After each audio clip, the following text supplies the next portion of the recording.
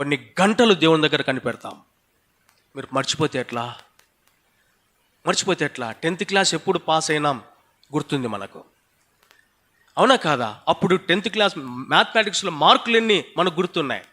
ఇప్పుడు ఏ వీధిలో మనం ఇల్లు ఏమున్నాం, ఇప్పుడు మనం ఆఫీస్ ఎక్కడ ఉంది, మన ఆఫీస్ పేరేంటి, మన పాస్వర్డ్ ఏంటి, మన తాత పేరు ఏంటి, మన ఇంటి పేరు ఏంటి, మన అడ్రస్ ఏంటి, అన్నీ గుర్తున్నాయి. 10 నిమిషాల ముందు చెప్పిన వాక్యం మర్చిపోతాం. నాకు అర్థం కాదు. మేము వాక్యాన్ని జురుకున్నామండి. తిరుపతి జయరాజన నాకు సీనియర్ అనంతపురంలో చదువుకుంటున్నప్పుడు మాకు మందిరము, ఇల్లు, రూమ్ అంతే. వాక్యాన్ని జురుకున్నాం. కురువు మెదడు దొరికినట్టుగా దొరికింది మాకు. ఏది నీతో రాదక్క, నీ అందం, ఆస్తి, ఆరోగ్యం అన్నీ తాత్కాలికమైనవి. ఏది నీతో ఉండదు నిత్యం. కానీ నిత్యం నిలిచేది నిత్యము నిల్లచున్నది దేవుని వాక్యము, సత్యమయున్నది,